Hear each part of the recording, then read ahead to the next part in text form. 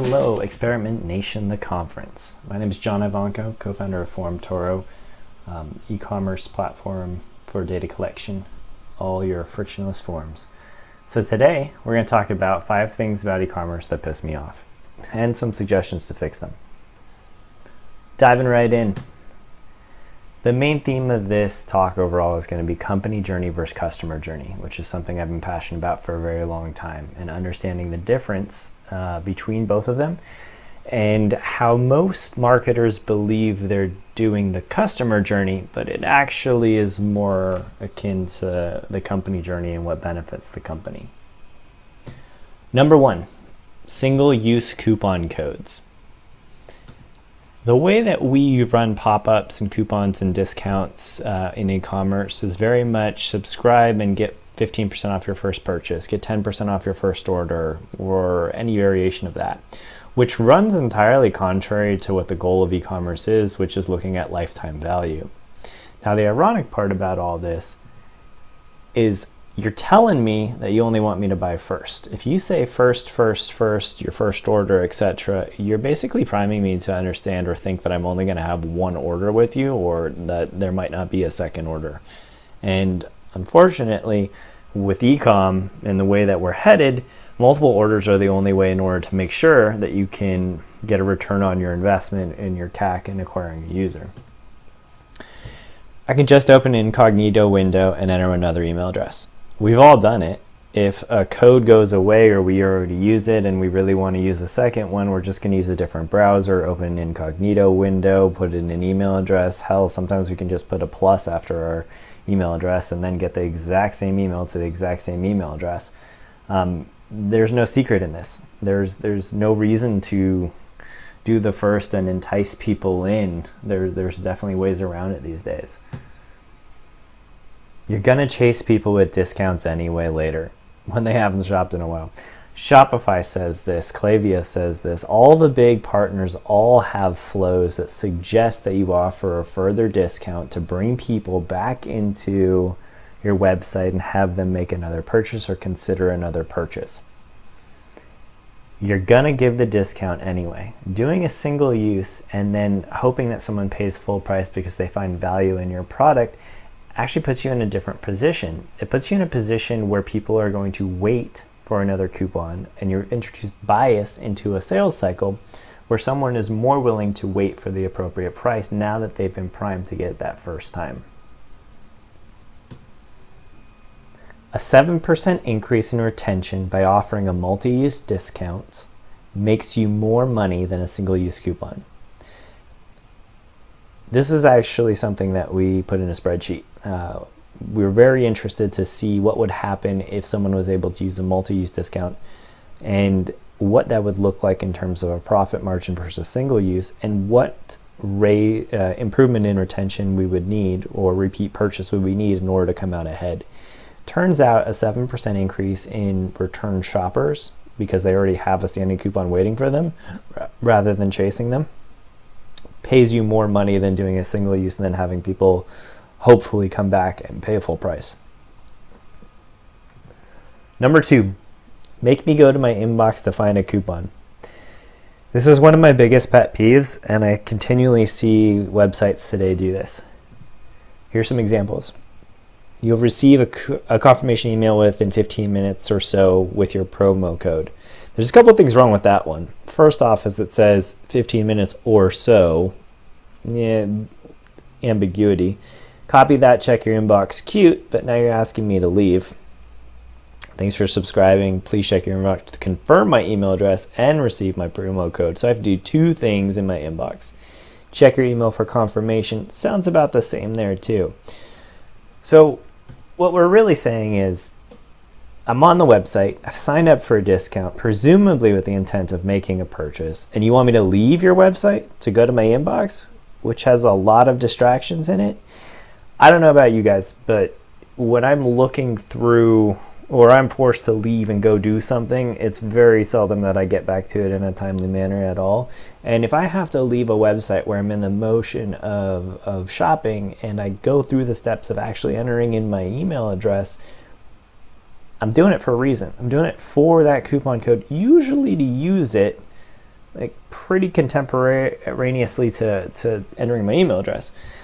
The fact that people are making me leave and go to my inbox is just a death knell. You've created friction where there doesn't need to be friction at all, and you're opening me up to a whole bunch of other distractions that I have in my inbox. We live in a world of instant gratification. We want something, we get it. We don't stand in the way. Don't stand in the way of me making a purchase. There's a lot of talk about creating friction during a customer buying journey and how you want people to be able to purchase as quickly as possible. We have Apple Pay, we have PayPal, we have Amazon's one-click checkout. We've done all these things on the actual checking out side of things, but what we haven't done by using the coupon code to throw it to the inbox is we've broken that chain. We've told someone that, yes, sign up, we're going to give you a discount code, and then we said, oh, just kidding, it's in your inbox. You got to leave here, you got to go into your inbox, and then you got to go copy paste it. If you're on a mobile phone, that sucks, because then you got to open your mail app, you got to copy it, then you got to navigate back to the page, back to your cart. It's just a headache. Actually, a lot of people don't check out on mobile, and this is part of the friction that we have. Just put it straight on the page, just give it to people, don't make them go search for it. The average attention span of most people is less than that of a goldfish today. Use it wisely. Don't make someone leave. As soon as someone leaves, they're not going to pay attention. Something else is going to catch their eye. The worst thing that you can do as an e-commerce brand is have someone leave your website. That means that you should have comparisons. You should link to outside reviews. You should do everything necessary in order to keep someone in that one view. And the one thing that we keep seeing come up over and over and over via the examples is asking someone to go to their inbox to either re-opt in via double opt-in or to look for a coupon code. There's no reason not to display the code on the website. You should also send it via email, but don't force people to leave the website to use it. That's the summary. We've been talking about it. There's absolutely zero reason to make someone leave. Number 3. You asked me why I'm unsubscribing, but never asked me why I subscribed. Let that one sink in for a second, because everyone always asks you when you're unsubscribing, why are you unsubscribing? But it seems like the point of intention that you had at the beginning, no one ever asked you why you subscribed. These are all the secondary to subscription results right here. After I enter my email, this is what I get. Thanks for subscribing, check your inbox, here's your coupon code, blah, blah, blah, blah, blah. At no point is anyone asking me what I'm interested in. At no point is anyone asking me what brought me here in the first place when I'm looking to purchase. Nothing. Most brands' emails are spam. Convince me otherwise. If you don't know the intent of why someone signed up, you can't actually send them targeted correspondence. Especially not really in a welcome series, which is your highest converting series for most brands. So in a sense, even though we've given someone permission to send us email, they're completely guessing as to what they're sending. And if you're sending a generic message out to a bunch of people on the assumption that they signed up for a specific reason, you're pretty close to like that spammy nature of what email has become, where everyone batches and blasts to people the same messaging everywhere. You got me to type in my email address. Why not follow that up with a few questions? At least try to get to know what I might be interested in. There's only 2 points of intent that happen on a website.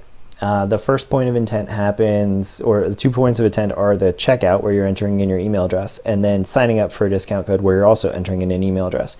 Everything else, for the most part, is drop downs and clicks, and one click here and here and here and here. By the time you get to checkout, it's almost too late. Someone's going to fill in their information. They're either going to check out or not check out. That first point of intention, though, for people that are really looking to make a purchase and digging deep into it, is actually that point when you're asking someone for their email address for a newsletter or to sign up for a discount. When someone's taken that action and decided to give you that information, they've already bought in. That is the absolute perfect time to ask follow-up questions, to see people and to collect data points that are going to be relevant to their customer journey, not data points that are going to be beneficial to you, the company, but things that are going to be beneficial to their customer journey and you understanding that. Insert fake caring message from brand here. This is supposed to be a little bit tongue-in-cheek, but I think it really does apply. How many people have sent you an email that says, oh, I'm sorry you haven't been opening up our emails, let us know if you still want to be on this list, all these other things. Most of the time they're sending that, it's because they can't tell whether or not you're liking it because they never asked why you were signing up in the first place. You may not have clicked through on anything, you might have just opened stuff. You might be using Brave browser where it already doesn't track opens. We have iOS 15 coming up and people aren't going to know if you're opening stuff. The idea that brands really care is kind of ironic because they never ask why you're signing up in the first place. They don't care until you stop interacting with their emails. Why do people sign up? People sign up because they like the brand or what lifestyle the brand promotes. Focus more on the lifestyle. Create an experience. I can't hype this up enough. When you're asking someone why they're subscribing, most of the time they're not trying to solve a problem. They're really not. There's a ton of different places you can go to solve a problem. They want something. They want something from that brand. They like what it stands for in terms of a brand and a community and a vibe and everything else. They're looking for lifestyle-oriented things that match up with things that they're currently doing. They're not looking for ads and promotions and everything else all the time. People aren't looking to purchase all the time. Number 4, half the customers that subscribe to your newsletter aren't ready to buy right away. This is a biggie because it's often missed, and most people say, oh, people subscribe, they're looking to purchase. It's not the case. So this is the real data from a store. When are you looking to buy new underwear? In a few weeks is by far the most on this chart. Today and in a few months combined make up in a few weeks. This is really important for understanding things around conversion data, ads, and also email correspondence and other methods of getting in front of people. You wouldn't advertise to someone or retarget to someone that's looking to buy in a couple weeks right away. You'd be wasting money. They're just not ready. What today really means is between 1 and 7 to 12 days. What in a few weeks really means is between 12 and 35, 40 days. In a few months we don't worry about because those people are just looky-loos. But knowing kind of what those cycles are allows you to better strategize how you're going to get in front of people and what message they want to hear. That's the customer journey. It's not sale, sale, sale, bundle, bundle, bundle, deeper discount, deeper discount. They're not ready to buy. They're not in a position to move into a position of being ready to buy. Your welcome series that goes out over 14 days for that person that wants to buy today might be great, but it's probably not the welcome series you want to send to someone that wants to buy in a few weeks. Brands and marketers treat everyone as if they're at the same point of their journey, send them the same emails, texts, retargeting ads, etc. The problem is the goal has always been about conversion. Conversion happens, though, at the time that the customer is ready to make that conversion happen. The concepts of scarcity and urgency don't really exist anymore, short of a limited edition launch that has only a set amount of units. Different people require different customer journeys to reach conversion. Timing is the #1 reason people don't purchase. I just brought this up.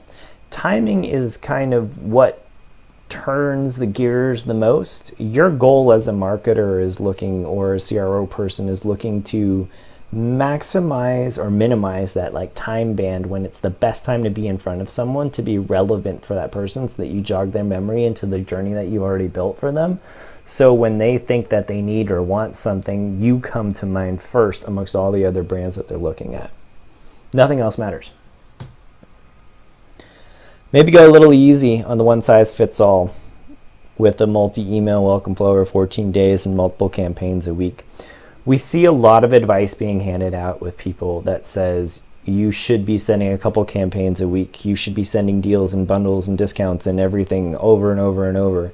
It's really just not the case. Discounting is what's getting people in a lot of trouble. It's what's led to a lot of revenue for a lot of brands. But it also belittles the brand and puts people into this bias of always expecting or waiting for a discount. And it changes things a lot where the quality of your consumer tends not to order again from you because you own basically their sales cycle at that point, and you're triggering it via discounts. And not everyone needs to see stuff all the time. Just ask. Once someone has given you an email address, they've been trained to expect the worst. All you have to do is surprise and delight them, is to ask why they signed up. And this is true of everyone, that you could turn to everyone that's around you right now, or ask this question on LinkedIn, social, etc. Everyone is unsubscribed from emails from a brand at one point or another because they just kept sending too many emails about irrelevant stuff. And the top 5 reasons for unsubscribing are all about too many emails, irrelevant stuff, didn't know that I signed up, and just a bad experience. And most of that bad experience, if not all of it, can be solved by just asking someone why they signed up and what they're interested in, and kind of what their time frame is and what they expect out of the brand.